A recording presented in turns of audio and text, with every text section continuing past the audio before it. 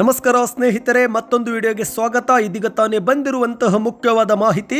ರಾಜ್ಯದ ಗೃಹಲಕ್ಷ್ಮಿಯರಿಗೆ good news ಕೊಟ್ಟ ಸಚಿವೆ ಲಕ್ಷ್ಮಿ ಹೆಬ್ಬಾಳ್ಕರ್ ಅವರು ನಿಮ್ಮ ಖಾತೆಗೂ ಕೂಡ ಹಣ ಜಮವಾಗುತ್ತಿಲ್ಲವೆಂದರೆ ಈ ಒಂದು ಮಾಹಿತಿಯನ್ನು ಪೂರ್ತಿಯಾಗಿ ನೋಡಿ. ಏನಿದು ಮಾಹಿತಿ, ಏನು ಹೊಸ ನಿಯಮಗಳು, ಎಲ್ಲ ಮಾಹಿತಿ ಡೀಟೇಲ್ ಆಗಿ ನೋಡೋಣ.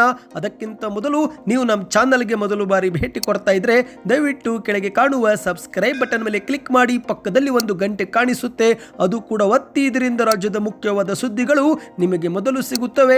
ವಿಡಿಯೋಗೆ ಲೈಕ್ ಮಾಡ್ತಾ ವಿಡಿಯೋನ ಪೂರ್ತಿಯಾಗಿ ನೋಡಿ. ಹೌದು ಸ್ನೇಹಿತರೆ, ಈಗ ರಾಜ್ಯದ ಮಹಿಳೆಯರಿಗೆ ಸಚಿವೆ ಲಕ್ಷ್ಮಿ ಹೆಬ್ಬಾಳ್ಕರ್ ಅವರು ಸಿಹಿ ಸುದ್ದಿ ಕೊಟ್ಟಿದ್ದಾರೆ.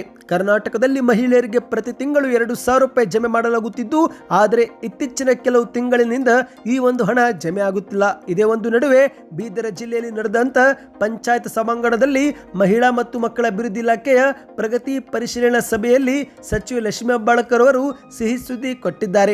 ಕರ್ನಾಟಕದಲ್ಲಿ ಗೃಹಲಕ್ಷ್ಮಿ ಯೋಜನೆ ಯಾವುದೇ ಕಾರಣಕ್ಕೂ ನಿಲ್ಲೋದಿಲ್ಲ, ಬಾಕಿ ಕಂತು ಇನ್ನು 1 ವಾರದಲ್ಲಿ ಜಮೆ ಆಗುತ್ತೆ ಎಂದು ಸಭೆಯಲ್ಲಿ ತಿಳಿಸಿದ್ದಾರೆ. ಕೇವಲ ಅಷ್ಟು ಮಾತ್ರವಲ್ಲದೆ ಕರ್ನಾಟಕದಲ್ಲಿ ಶೀಘ್ರವೇ 30 ರಿಂದ 40 ಲಕ್ಷ ಗೃಹಲಕ್ಷ್ಮಿ ಸಂಘ ರಚಿಸುವ ಯೋಜನೆ ಇದ್ದು, ಈ ಮೂಲಕ ಯಜಮಾನಿಯರಿಗೆ ಇನ್ನಷ್ಟು ಆರ್ಥಿಕವಾಗಿ ಬಲ ತುಂಬಲು ನಮ್ಮ ಸರ್ಕಾರ ಕ್ರಮ ತೆಗೆದುಕೊಳ್ಳುತ್ತೆ ಎಂದು ಹೇಳಿದ್ದಾರೆ. ಹೌದು ಗೆಳೆಯರೆ, ಇದೇ 1 ವರ್ಷದಲ್ಲಿ ಅಂಗನವಾಡಿ ಆರಂಭವಾಗಿ 50 ವರ್ಷ ತುಂಬುತ್ತಿದ್ದು, ಹಾಗಾಗಿ ಅಕ್ಟೋಬರ್ ತಿಂಗಳಲ್ಲಿ ಸುವರ್ಣ ಮಹೋತ್ಸವ ಆಚರಿಸುತ್ತೇವೆ.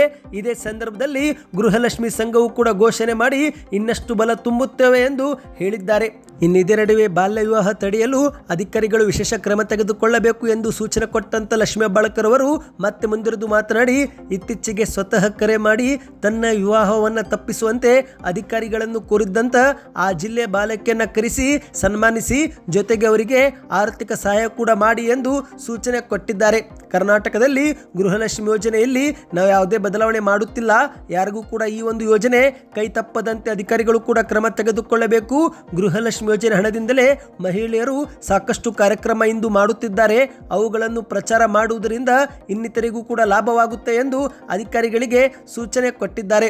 ಈಗಾಗಲೇ ರಾಜ್ಯ ಸರ್ಕಾರ ಏಪ್ರಿಲ್ ತಿಂಗಳ ಕಂತಿನವರೆಗೂ ಹಣ ಜಮೆ ಮಾಡಲಾಗಿದ್ದು, ಇನ್ನು 1 ವಾರದಲ್ಲಿ ಮೇ ತಿಂಗಳ ಕಂತು ಕೂಡ ಫಲಾನುಭವಿಗಳ ಖಾತೆಗೆ ಜಮೆ ಮಾಡುತ್ತೇವೆ ಎಂದಿದ್ದಾರೆ. ಹೌದು, ಜುಲೈ 15ರ ಒಳಗೇನೆ ಜೂನ್ ತಿಂಗಳ ಹಣವು ಕೂಡ ಜಮೆ ಮಾಡುತ್ತೇವೆ ಎಂದು ಸುದ್ದಿಗೋಷ್ಠಿಯಲ್ಲಿ ಉತ್ತರವನ್ನು ಕೊಟ್ಟಿದ್ದಾರೆ. ನಿಮ್ಮ ಖಾತೆಗೂ ಕೂಡ ಗೃಹಲಕ್ಷ್ಮಿ ಯೋಜನೆ ಹಣ ಜಮೆವಾಗಿಲ್ಲವೆಂದರೆ ಕಮೆಂಟ್ನಲ್ಲಿ ಯಾವ ತಿಂಗಳು ಕೊನೆಯ ಕಂತು ಜಮೆವಾಗಿತ್ತು ಕಮೆಂಟ್ ಮಾಡಿ.